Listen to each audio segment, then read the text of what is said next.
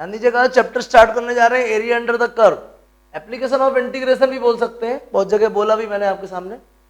Area under the curve मतलब कि कोई भी फंक्शन है हमारे पास, मान लीजिए y is equals to f of x, ये फंक्शन है और इस फंक्शन की वजह से हमने एक ग्राफ ड्रॉ करा, ठीक है ना। इस फंक्शन के लिए ग्राफ ड्रॉ करा, मान लीजिए ये एक्स एक्सेस है और ये वाई एक्सेस है। तो ये जो ग्राफ है उस ग्राफ का कोई पर्टिकुलर रीजन हमने ले लिया, उस रीजन का एरिया फाइंड करना है, ठीक है। अब ये कोई डेफिनेट वैल्यू तो है नहीं, जैसे कि हमको पता था कि रेक्टेंगल है, सर्कल है या स्क्वायर है या ट्रेपेजियम है, उनका एरिया अपन सीधे सीधे फाइंड कर लेते थे। लेकिन अगर अपन इसको इस टाइप के कर्व दिए हुए हैं, फिर अपन एरिया कैसे फाइंड करेंगे? तो हम इंटीग्रेशन की हेल्प से इस टाइप के कर्व्स का जो एरिया है वो फाइंड कर सकते हैं। मान लीजिए आपको क्वेश्चन गिवन है y is equals to f of x, ठीक है। साथ में कहता है एक्स एक्सिस, क्या कहता है? एक्स एक्सिस, और कुछ ऑर्डिनेट दिए हैं, ठीक है ना। ऑर्डिनेट्स दिए हैं, एक तो x इक्वल a, दूसरा x इक्वल b, ठीक है।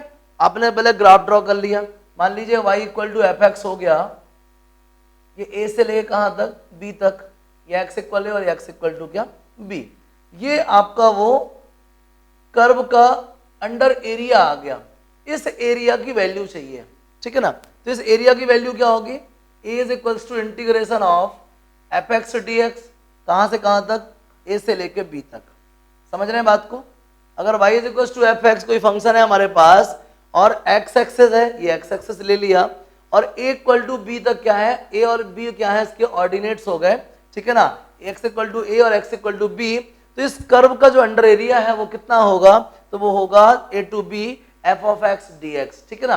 Definite integration of function from a to b। इससे आप ये सेरेड रीजन को फाइंड कर सकते हो। वहीं कहीं अगर ऐसा है कि जो ये फंक्शन fx है, अगर ये नेगेटिव है, अगर ये फंक्शन क्या है? नेगेटिव है, सेम केस में तो मुझे लगता है ग्राफ कुछ इस टाइप से बनेगा। देख रहे हैं आप, ये ग्राफ बनेगा आपका, ये a हो गया और ये क्या हो गया? b हो गया। समझ रहे हैं बात को? ये आपका फंक्शन हो गया fx। अगर ये fx नेगेटिव है तो ग्राफ कुछ इस टाइप से बनेगा, और उस टाइम पे इसका एरिया क्या होगा? Minus a to b f of x dx, minus a to b f of x dx। इस तरीके से जिस टाइप का कर्व गिवन होगा हम एरिया फाइंड कर सकते हैं। क्लियर है? तो इस तरीके से आप एरिया अंडर कर्व से और एरिया फाइंड कर सकते हैं इंटीग्रेशन की हेल्प से। क्लियर है? नोट कर लीजिए। एक आध क्वेश्चन करते हैं तो क्वेश्चन से आपको क्लियर हो जाएगा कैसे इंटीग्रेशन की हेल्प से एरिया अंडर कर्व अपन फाइंड कर सकते हैं। देखिएगा एक क्वेश्चन है, y is equals to x square plus 2 x axis and ordinates दिए हैं x इक्वल 1 से लेकर x इक्वल 2 तक, ठीक है। ग्राफ ड्रॉ कीजिए। वैसे ये पैराबोला है और उसका वर्टेक्स कहाँ पे आ रहा है? 0 2 पे। ये मैंने पैराबोला ड्रॉ कर दिया, ठीक है। एक्स एक्सिस पे कहाँ से कहाँ तक है? x इक्वल 1 से लेकर x इक्वल 2 तक। ये रीजन आपको फाइंड करना है। क्लियर? देख लीजिएगा, सिंपल है। एरिया क्या आएगा बोलिए? Integration of f x d x, कहाँ से कहाँ तक? 1 से लेके 2 तक, या y डी एक्स, एक ही चीज है। 1 to 2 y कितना है? X square plus 2 D x, value put कीजिए। एक्स स्क्वायर का इंटीग्रेशन क्या आएगा? एक्स क्यूब बाई 3, और 2 का कितना आएगा? 2x। 1 to 2, पहले अपर लिमिट अप्लाई करेंगे, 2 cube by 3 plus 2 into 2 minus lower limit 1 by 3 plus 2 into 1, A equal कितना आएगा? 8 by 3 plus 4 minus 1 by 3 minus 2। क्या मिलेगा आपको? 8 बाई 3 माइनस 1 बाई 3 कितना? 7 बाई 3, और 4 माइनस 2 कितना आएगा? 2। ए इक्वल 13 बाई 3। ये आ गया ये एरिया। क्या प्रॉब्लम बताइए? आ गया समझ में? इस तरीके से अपन एरिया अंडर कर्व क्या कर सकते हैं? फाइंड कर सकते हैं। नोट कीजिए प्लीज। एक और बढ़िया क्वेश्चन देखिए इसके बाद, नोट कीजिए। अब देखिए एक और क्वेश्चन,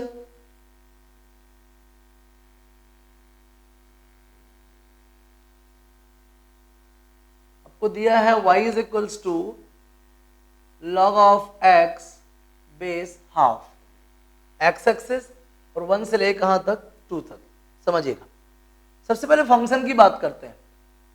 आपका जो फंक्शन है ये 1 से 2 के बीच में कैसा है? अगर इस फंक्शन को पूरी तरीके से देखें तो इसका जो बेस है बेस, अगर हमारे पास कोई फंक्शन है log of x base a और a का वैल्यू स्मॉलर देन 1 है, अगर a का वैल्यू स्मॉलर देन 1 है देन डेफिनेटली y क्या होता है, डिक्रीजिंग होता है, y क्या होता है, डिक्रीजिंग। तो ग्राफ कैसा बनेगा, ग्राफ कुछ इस टाइप का बनेगा, ठीक है, ये 1 पे तो 0 होता है, लॉग सबको जानता है, और ये मान लीजिए 2 हो गया, ठीक है ना, 1 से 2, ये रीजन चाहिए आपको, क्लियर है, ये रीजन चाहिए। आप क्या देख पा रहे हो, y क्या है, 1 से 2 पे कैसा है, 1 से 2 पे नेगेटिव है, ठीक है ना, y in 1 to 2 is negative, ठीक है, जो फंक्शन है y है 1 से 2 के बीच में क्या है, नेगेटिव है, ठीक है भाई। तो क्या आएगा area, minus of a to b f of x d x y d x, तो माइनस ऑफ 1 to 2, y कितना है मालूम आपको, y है log of x base half dx, clear. और हम जानते हैं log का इंटीग्रेशन क्या होता है भाई, क्या होता है बताइए, x log of x minus 1, ये होता है ना, क्या होता है इंटीग्रेशन बताइए जल्दी से, फॉर्मूला क्या होता है, x log of x minus 1, इसको पर ब्रेक कर लेंगे तो ऐसे लिख देंगे log of x base e, ठीक है ना, इनटू क्या आएगा log of e base half, ठीक है ना, e बेस हाफ, इसको देख लो ऐसे। और log x का इंटीग्रेशन क्या आता है, x log x minus 1 into log of e base क्या हाफ, क्लियर। लिमिट कहाँ से कहाँ तक है, 1 से लेके 2 तक। log of x base e का इंटीग्रेशन क्या होता है बताइए, x log of x minus 1, और यहाँ पे क्या आएगा log ऑफ e बेस क्या हाफ। अपर लिमिट लगा दीजिए, माइनस लगा के लोअर लिमिट लगा दीजिए, देखिएगा area is equals to, minus तो एकदम बाहर है, upper limit 2 log 2 minus 1, 2 log of 2 minus 1 minus क्या आएगा 1 इंटू log 1 माइनस 1, log 1 का वैल्यू 0 था, 0 माइनस 1, तो आया कितना, माइनस लगाया अपन ने, कितना आएगा इधर पे माइनस 1 आएगा, ठीक है। ये बाहर वाला माइनस सबसे बाहर है, पहले अपर लिमिट लगाया तो 2 log ऑफ 2 माइनस 1, ठीक है, ये log ऑफ इसको ही बाहर रख लेंगे अपन, माइनस लोअर लिमिट लगाया तो x की जगह 1 रखा तो 1 log 1 माइनस 1, तो log 1 0, तो 1 इंटू माइनस 1 माइनस 1, ठीक है, और बाहर क्या रहेगा log of e base half, समझिएगा, a इज इक्वल्स टू, अब इधर माइनस इंटू माइनस प्लस हो जाएगा, सॉल्व करिए कितना आ रहा, minus of 2 log 2 minus 2 plus 1 log of e base half, तो क्या बचेगा आंसर में, एरिया इज इक्वल्स टू, ये माइनस 2 प्लस 1 तो माइनस 1 बचेगा, माइनस अंदर जाने देंगे तो 1 माइनस log 4, 2 log 2 को क्या बोलेंगे log 4 into log of e base half, ये आ गया भैया आपका एरिया। क्या मुश्किल जा रही है, y अगर नेगेटिव है, मैं बता चुका हूं आपको थोड़ी देर पहले, अगर फंक्शन गिवन इंटरवल में नेगेटिव है तो एरिया कैसे निकालते हैं, minus of f x d x, a to b value put कर दिया अपन ने, यहाँ पे ये जो log था ये किसका बेस क्या था, हाफ था, हमको e बेस चाहिए था, हमने e बेस में ट्रांसफॉर्म कर दिया, ये भी आता है आपको log फॉर्मूले से, ये आपके सामने, इसको अपन ने कांस्टेंट मान के साइड में रख दिया और इसको इंटीग्रेट कर दिया, log x का इंटीग्रेशन बहुत दिन से करते आ रहे हैं, क्या आता है x log of x minus 1, ये कर दिया, सॉल्व कर लीजिए, लिमिट लगा दी, क्या मुश्किल लग रही बोलिए, टफ लग रहा है आपको एरिया अंडर कर्व, नहीं ना, नोट कीजिए और क्वेश्चंस करते हैं, नोट कीजिए प्लीज।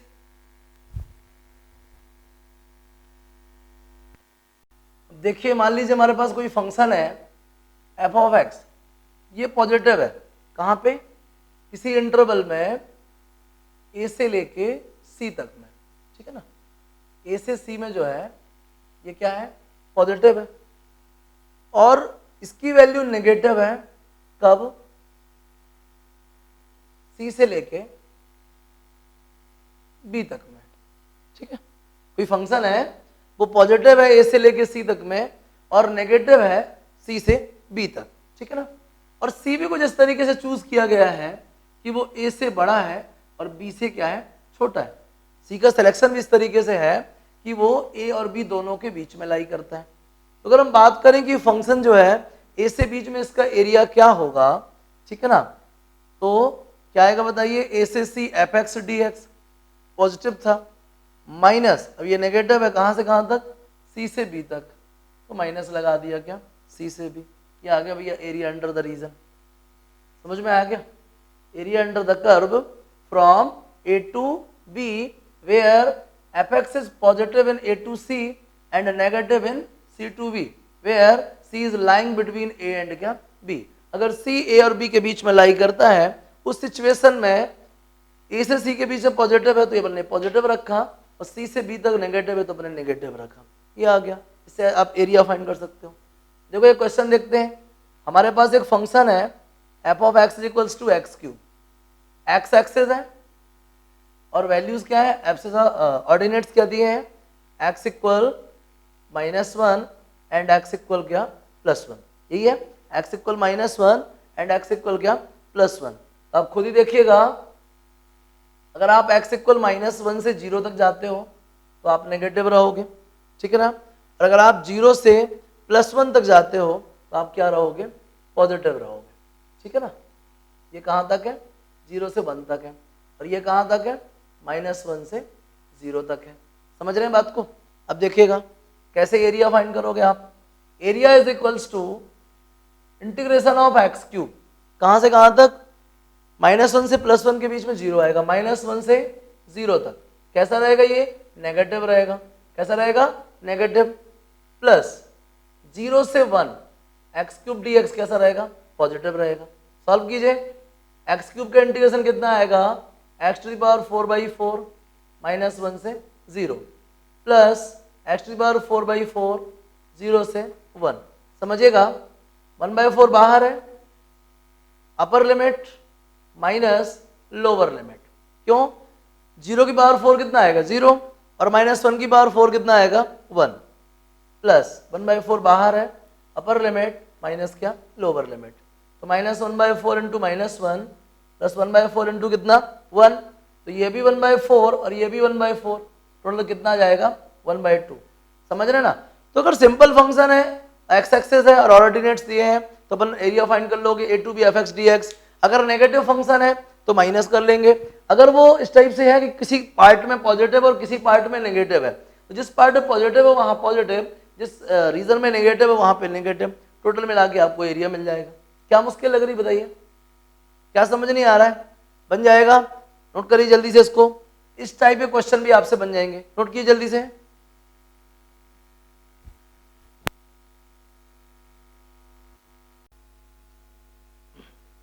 अब देखिएगा अगर कोई फंक्शन है x equals to f of y, समझिएगा x equals to f of y और उसमें कहता है कि y एक्सेस है y is equals to a and y is equals to b। बात समझिएगा, ये फंक्शन हो गया आपका x is equals to f of y, ठीक है, ये y is equals to a हो गया और ये y is equals to b हो गया, ठीक है। ये रीजन चाहिए मुझे, इस रीजन का एरिया क्या होगा मालूम आपको, X D Y A to B, clear है ना, A to B X D Y, आया समझ में। इस तरीके से आप इसका एरिया फाइंड करते हो। क्वेश्चन देख लीजिए, क्वेश्चन में गिवन है y is equals to cos inverse x, साथ ही साथ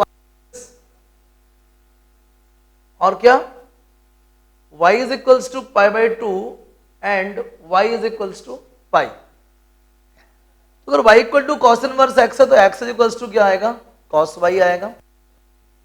इस रीजन का एरिया कैसे निकालेंगे अपन, integration of x D Y, कहां से कहां तक, π/2 से लेके पाई तक।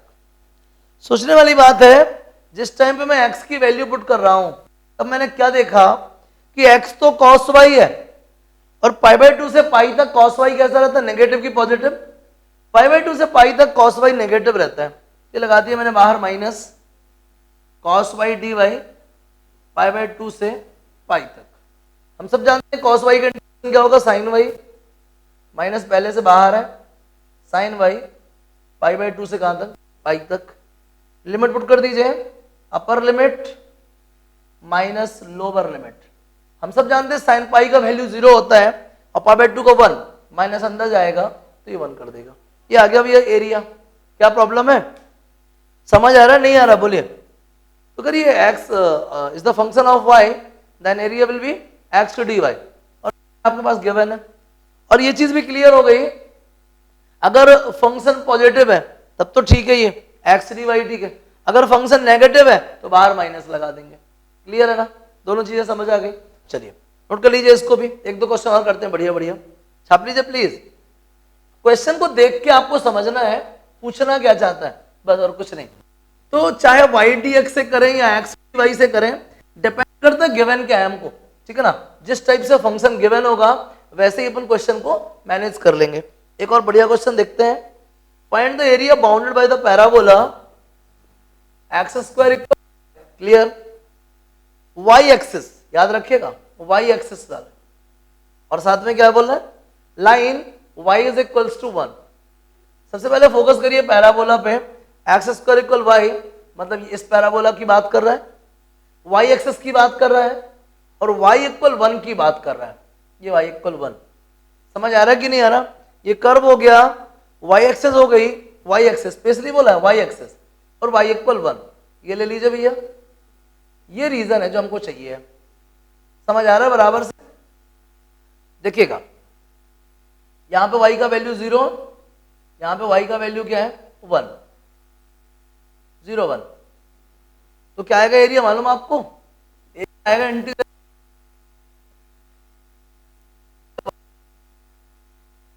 रूट वाई 0 से लेके 1 तक। सॉल्व कर लेते हैं, रूट वाई का इंटीग्रेशन क्या 3/2 अपॉन 3/2, 0 to 1, 2/3 बाहर रहेगा, अपर लिमिट माइनस लोअर लिमिट, क्या बच रहा है आपके पास 2/3। क्या प्रॉब्लम बताइए, समझ में आ गया, कोई मुश्किल है, बन जाएगा। तो जैसा क्वेश्चन पूछता है वैसा अपन को मैनेज करना है। उसने बोला y एक्सिस तो समझ रहे होंगे आप, आपको y में एक्सटेंड होना है और y इक्वल 1 तक जाना है, मतलब 0 से लेके 1 तक जा रहे हो आप। पैराबोला बनाते आते ही आपको 11th से पढ़ रहे हो, क्लियर हो रहा है नहीं हो रहा बोलिए। चलिए, और जिस किसी को लगे कि उसको पैराबोला नहीं आ रहा बस मुझे बता देना, मैं फटाक से आपको 11th क्लास से पैराबोला समझा दूंगा, पढ़ा दूंगा, ठीक है ना। 11th वाला पैराबोला पढ़ा दूंगा एकदम ब्रॉड स्टैंडर्ड पे, तो आपको कोई प्रॉब्लम बचेगी ही नहीं। आउट आए तो बोलना जरूर, ठीक है। एक और बढ़िया क्वेश्चन देख लो, find the area bounded by the parabola and line y equal 1। अब इधर मजे की बात समझो, पैराबोला यही है एक्स स्क्वायर इक्वल वाई, मतलब डायग्राम सही बना है, लाइन दिया है y इक्वल 1, लेकिन y एक्सिस नहीं दिया। y एक्सिस नहीं दिया मतलब कोई बाउंडेशन नहीं है कि यहां तक मेजर करना है, ठीक है ना। कर्व यही है, लाइन यही है, लेकिन y एक्सिस नहीं बोला मतलब बाउंडेशन नहीं है। ये पूरा का पूरा आप ले सकते हैं। और इससे एक और फायदा है, आप y dx और x dy कुछ भी कर सकते हो, कोई प्रॉब्लम नहीं है। आप y dx और x dy कुछ भी कर सकते हो, बिल्कुल भी प्रॉब्लम नहीं है। समझ आ गया। चलिए नोटिस कीजिएगा, मैंने करा एरिया इज इक्वल्स टू क्या, ठीक है ना, x dy। अब मान समझो एक पोर्शन तो ये था, एक पोर्शन ये था। हम अगर सिर्फ y में बढ़ रहे हैं तो या तो इस तरफ बढ़ रहे हैं या फिर इस तरफ बढ़ रहे हैं।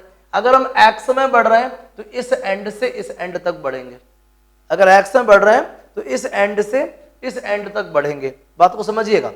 तो होगा क्या, a इज इक्वल्स टू क्या x dy, ठीक है। लेकिन दो पोर्शन, ये पोर्शन भी ये पोर्शन भी, तो मल्टीप्लाई कर देंगे, किधर से 0 से लेकर जा रहा है। Area is equals to x का वैल्यू कितना है रूट ऑफ y dy, कहां से कहां तक 0 से लेके 1 तक, 2 बाहर ही रहेगा, 2 अपॉन 3/2, 0 से कहां तक 1 तक। जल्दी से वैल्यू पुट कर डालो, 4/3 बाहर आएगा, अपर लिमिट माइनस लोअर लिमिट। बात समझिए, क्या बच रहा है आपके पास 4/3। जब उसने y एक्सेस बोला तो हम बाउंडेड हो, हमें यहां तक ही मेजर करना है। उसने बोला y इक्वल 1, y एक्सेस नहीं बोला मतलब पूरा कर्व मेजर करना है। अब पूरा कर्व मतलब ये दो पार्ट है, इसलिए 2 का मल्टीप्लाई कर दिया। अगर आप x पे जाते तो इधर से लेके इधर तक लिमिट जोड़ते आप, y dx कर लेते। क्या कर लेते, y dx। क्या मुश्किल जा रही बताओ जल्दी से, बन जाएगा। वैसे ये पॉइंट्स हैं क्या, -1 1 और ये क्या है +1 1, क्लियर। तो अगर आप x में जाते -1 से प्लस तो आप y dx कर सकते थे, और ऐसे तो आप ये कर ही चुके हो। क्या मुश्किल जा रही बोलो, कुछ दिक्कत लग रही है? बन जाएगा, छाप लो जल्दी से। जब ये y एक्सेस x एक्सेस बोल देता है तो हमारे पास ये रिलेशन हो जाती है कि y dx लेना है या x dy लेना है। लेकिन अगर ऐसा नहीं बोलता है तो फिर हम फ्री हैं। बस याद रखें, अगर y dx करते हैं तो x की लिमिट लेनी होगी, अगर x dy करते हैं तो y की लिमिट्स लेनी होंगी। घबराना मत, बहुत आसान है। नेक्स्ट क्वेश्चन देखिए, कोई बढ़िया सा देखिएगा आगे। कुछ एक और चीज समझिए, सिमेट्री, कर्व ट्रेसिंग जानते होंगे आप, है ना, कर्व कैसे ट्रेस करना है। ये सिंपल सिंपल रहता है। पैराबोला आप जानते हो, ये पैराबोला होते हैं, ठीक है ना, ये पैराबोला, ये पैराबोला, ये पैराबोला, ये पैराबोला, ठीक है, अलग अलग एक्सिस पे पैराबोला है। सबके वर्टेक्स क्या ओरिजिन में, ये सर्कल होता है ना, दोनों की दोनों है, सॉरी ये तो एलिप्स होता है, एलिप्स, सॉरी बुरा नहीं मानना, ये सर्कल होता है, ठीक है ना। ये दोनों एक्सेस के अबाउट में सिमेट्री है, ये पर्टिकुलर एक्सेस के अबाउट में सिमेट्री है, ठीक है ना। लाइन वाली सिमेट्री भी देखने को मिलती है, ये लाइन, ये लाइन, है ना। तो ये कर्व ट्रेस करते समय हमको ध्यान रखना होगा कि हम क्या बनाने जा रहे हैं, ठीक है ना। चलिए आगे समझिएगा। अब अगर कोई पूछता है दो कर्व्स गिवन है, ठीक है ना, और दोनों कर्व के बीच का एरिया क्या होगा, ठीक है ना, एरिया बिटवीन द कर्व्स। मान लीजिए मेरे पास एक कर्व है y इक्वल x, दूसरा मेरे पास y equal g of x, और जो गिवन वैल्यू है x की, उधर पे fx बढ़िए, fx क्या है, ग्रेटर देन gx है, तो उस सिचुएशन में एरिया क्या होगा, उस सिचुएशन में area f of x minus g of x dx। Clear, area क्या होगा, a to b f of x minus gx। क्या मुश्किल लग रही बताइए जल्दी से, आ गया समझ में, क्या आएगा area, a to b f of x minus gx। इस तरीके से आप एरिया फाइंड कर लोगे, ये वैल्यूज आपके सामने गिवन होंगी। कुछ मुश्किल है बताइए, एक बढ़िया इसका भी क्वेश्चन कर लेते हैं, मजा आएगी। छाप लीजिए पहले तो। सोच रहे हैं सर आप इसका डायग्राम बना देते तो बढ़िया रहता, ठीक है भाई डायग्राम बना देता हूं। मेरे पास दो parabola, y square equal 4ax, दूसरा है x स्क्वायर इक्वल 4ay। देखेगा ध्यान से, ये बन गया भैया y स्क्वायर इक्वल 4ax, और ये बन गया क्या, x स्क्वायर इक्वल 4ay। तो मैं किस रीजन की बात कर रहा हूं, मैं इस रीजन की बात कर रहा हूं। समझ आ गया। इधर से अपन क्या निकाल लेंगे, इंटरसेक्टिंग पॉइंट निकाल लेंगे। क्या निकाल लेंगे, इंटरसेक्टिंग पॉइंट। आ रहा है समझ में। चलिए तो इसी को कर देते हैं, क्या देख लेते हैं, इसी को करते हैं। चलिए समझिएगा, अच्छा क्वेश्चन है, डायग्राम थोड़ा बढ़िया से बना दूं, बहुत ही अच्छा क्वेश्चन है, मजा आएगी आपको, घबराने की जरूरत नहीं है। एक ये हो गया और दूसरा ये हो गया, इस रीजन की बात कर रहा हूं मैं, ठीक है, समझिएगा। Area is equal to point की बात कर रहे हैं अपन, y स्क्वायर इक्वल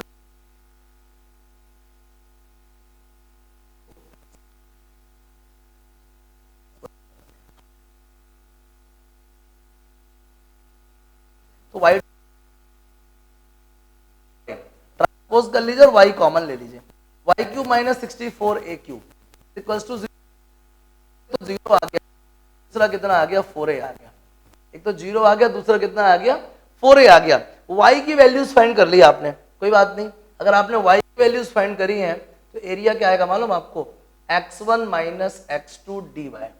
क्या आएगा, x1 माइनस x2 dy, और y की लिमिट कहां से कहां तक है, 0 से लेके 4a तक, ठीक है। चलिए समझिएगा, बहुत ही अच्छा क्वेश्चन है। Area is equals to x1 का value square upon 4a, y square upon 4a minus x2 का वैल्यू बोलो आप कितना है, 2 root of a root of y dy, 0 से कहां तक, 4a तक। आगे समझिएगा। अब हो अच्छा, मॉडुलस भी लगा सकते हैं, कोई टेंशन की बात नहीं है, रिजल्टेंट पॉजिटिव ही आएगा, मॉडुलस लगा सकते हैं और अच्छी आपकी समस्या सॉल्व।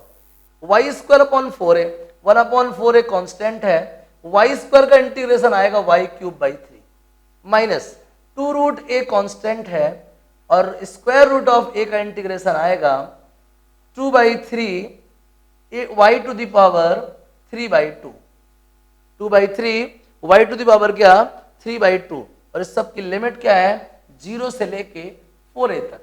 चलिए आगे नोटिस करते हैं, समझिएगा। देखिएगा a इज इक्वल्स टू, अब अपर लिमिट माइनस क्या, लोअर लिमिट। सबसे पहले अपर लिमिट पुट करेंगे तो इधर तो 1/12 है, पहले से बाहर है।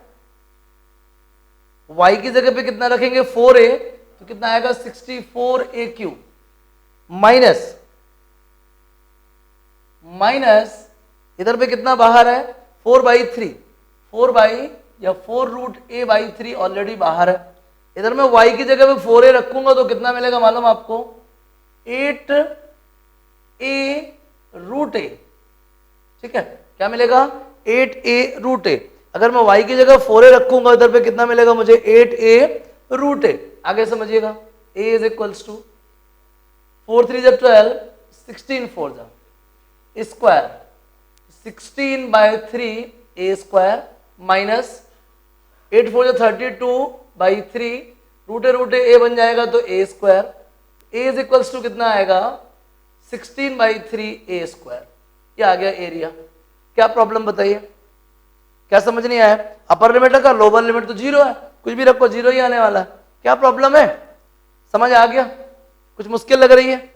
नहीं ना, बहुत आसान है, घबराने की बिल्कुल जरूरत नहीं है। बस पहला फंक्शन माइनस दूसरा फंक्शन कर देना है आपको। नोट कर लीजिए प्लीज। चलिए एक और क्वेश्चन करते हैं, मजेदार क्वेश्चन करते हैं, समझिएगा बात को। बहुत ही क्लासिक क्वेश्चन करते हैं, मजा आ जाएगी। देखिएगा आसान है, चैप्टर आसान है, घबराने की जरूरत नहीं है। बहुत ही आसान चैप्टर है, कुछ क्वेश्चंस आप कर लेंगे तो फिर ये चीज आपको बहुत इजी लगने लग जाएगी। 2-4 क्वेश्चन से समझ जाएंगे आप सारी चीजें। एक बढ़िया क्वेश्चन है, कोई कर्व है y is equals to x square plus x plus 1। ठीक है ना, कोई कर्व है y is equals to x square plus x plus 1 और इसका टेंजेंट है किस पॉइंट पे, एंड टेंजेंट एट 1 4। क्लियर, इस पॉइंट पे टेंजेंट है। ठीक है ना, समझिएगा इन दोनों के बीच का हमें क्या फाइंड करना है, कर्व का एरिया फाइंड करना है। ठीक है ना, इन दोनों के बीच का क्या फाइंड करना है अपन को, एरिया फाइंड करना है। समझिएगा ये कोई पैराबोला है मान लिया मैंने, और इस पे ये टेंजेंट हो जाएंगे। ठीक है ना, ये टेंजेंट्स जो है, इन टेंजेंट्स के बीच का क्या फाइंड करना है अपन को, एरिया फाइंड करना है। बात को समझिएगा। तो नोटिस करेंगे टेंजेंट कैसे ड्रॉ करते हैं। आप जानते हो dr/dx, tangent of the curve क्या होगा dr/dx। कितना आएगा मालूम आपको 2x + 1 एट 1 4। क्या आएगा बताइए, x का वैल्यू 1 रखने पे कितना आएगा 3। तो इक्वेशन ऑफ टेंजेंट क्या होगा, इक्वेशन ऑफ टेंजेंट क्या आएगा, इक्वेशन ऑफ टेंजेंट बताइए y - y1 is equals to m x - x1। Clear, y - y1 equal m x - x1। क्या मिलेगा y - 4 is equals to 3x - 3। Transpose कर लीजिए 3x - y + 1 is equals to 0। ये क्या आ गया भाई, टेंजेंट का इक्वेशन आ गया 3x - y + 1 is equals to 0।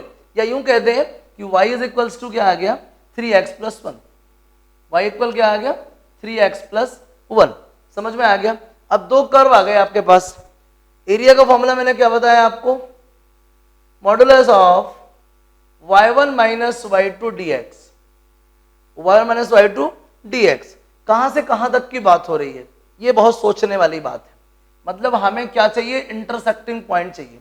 y की वैल्यू क्या है 3x + 1। ठीक है ना, मैंने इधर पे बोल रखा है, अभी चलो नहीं बोलते हैं, पहले इंटरसेक्टिंग पॉइंट निकाल लेते हैं। ठीक है ना, by first and second y की जगह वैल्यू पुट कर दीजिए 3x + 1 is equals to x² + x + 1। 1 से 1 कैंसिल हो जाएगा, सबको ट्रांसपोज कर लो। x² - 2x is equals to 0, x - 2 equals to 0, x equal 0 और x इक्वल क्या 2। आ गया समझ में। चलिए बात को आगे बढ़ाते हैं। अब मैं एरिया की बात कर रहा हूं। एरिया क्या आएगा, modulus of y1 - y2 dx। किधर से किधर तक, 0 से 2 तक। समझ आ गया। चलिए y1 का वैल्यू कितना बताइए, y1 का वैल्यू है x² + x + 1। क्या है y1 का वैल्यू, x² + x + 1, और y2 क्या है 3x + 1 dx। 0 से 2 तक, ये 1 से 1 कैंसिल हो जाएगा। क्या बच रहा है, आप ध्यान से देखो क्या बच रहा है, area is equals to 0 to 2 x square minus 2x dx। अब जल्दी बताओ, एक्स स्क्वायर का इंटीग्रेशन एक्स क्यूब बाई 3 और 2x का कितना एक्स स्क्वायर 0 to 2। जल्दी से वैल्यू पुट करो, अपर लिमिट माइनस लोअर लिमिट।